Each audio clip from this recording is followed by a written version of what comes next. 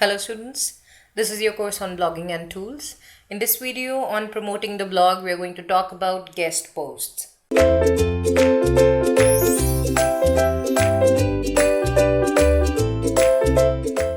While social sharing and social media related promotion is perhaps the easiest and the foremost option for promoting your blog site and every single blog post, and is also generally the first thing that bloggers learn to do, the very natural next step is writing guest posts for blog promotion.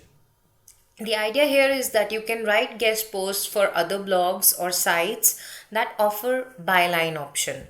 Byline option is that your name as the author, your background, a brief about you can be mentioned at the bottom or at the top of the post that you're contributing to that particular source, and therefore anyone who reads that content which you have contributed as a guest blogger on that site or on that blog post on that blog site would be able to understand that you are not the in-house blogger or in-house writer for that particular site, and would perhaps become curious to explore your site also by looking at your information, and if your content is powerful enough to generate that kind of interest.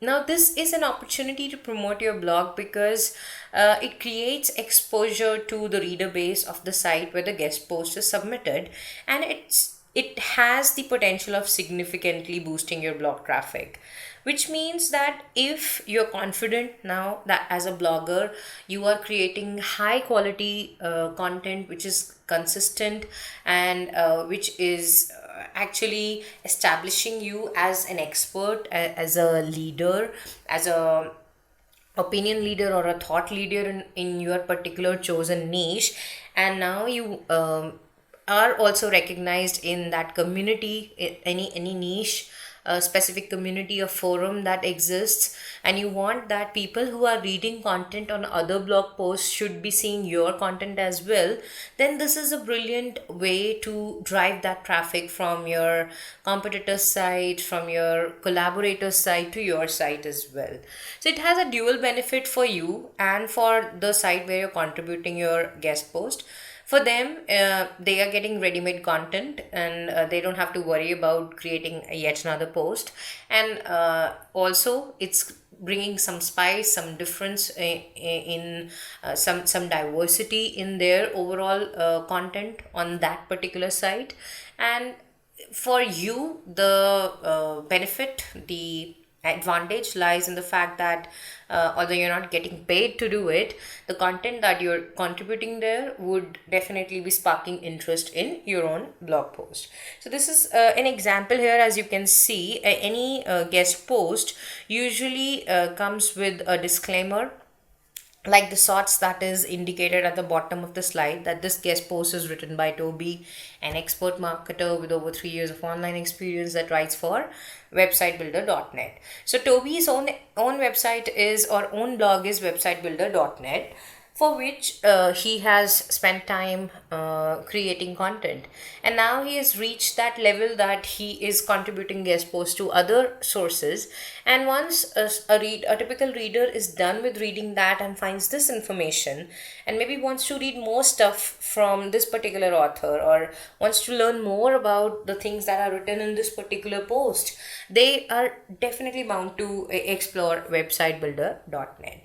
So this is how usually guest posts work and is a great way of promoting your blog. Agreed, you cannot do it as frequently as you are doing your social promotion and social sharing, but this is definitely a way to generate interest in your niche community.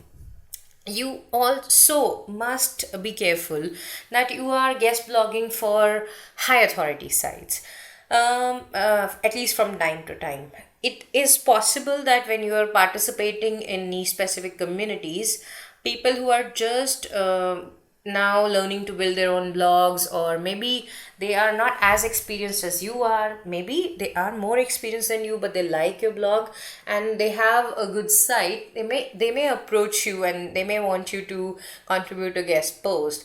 You should, at least in the beginning, capture such opportunities. But once you have learned to grow your blog and now you want to build the quality of inbound links and the domain authority of your own blog also, then you should be targeting high authority sites for your specific niche to contribute guest blogs or guest blog posts for. For instance, in this case, this person, Nat Eliasson, is the guest post contributor. And just like in the previous example, he's got a byline over here and he's founder of Growth Machine, and the link is given. So, anyone who's reading this particular post, liking it, which is very many, as you can see, there are 219 shares, 24 comments, a high engaged post. So anyone who wants to read more stuff from this particular contributor can easily go to Growth Machine and find more relevant content for them. In fact, within the post itself, there is opportunity for providing links to your own blog, and that's what this writer has done, this blogger has done. uh, the thing to notice here is that when writing about blogging, blog traffic, and various ways in which content can be created or not created, and this blogger has identified RFs as a very high authority site in this particular niche, because they have a lot of free tools and blogs and resources available for budding bloggers. You may have also noticed that in the other courses on digital marketing and on content marketing, and even in this course, RFs has been one of the tools that I've been recommending repeatedly.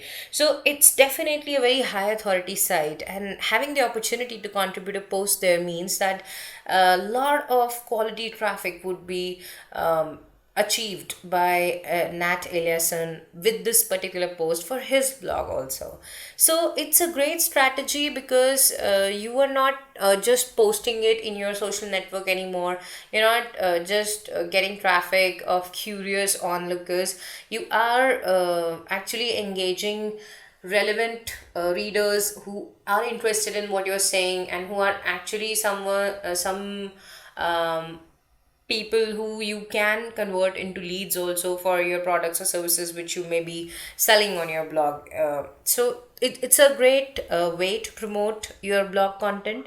It's a great way to promote yourself as a blogger and your blog site in general. And it doesn't work for every particular blog post that you publish. It could be a strategy which you can adopt sporadically, perhaps contributing one or two guest blog posts every week or every month, depending upon your schedule and your objectives.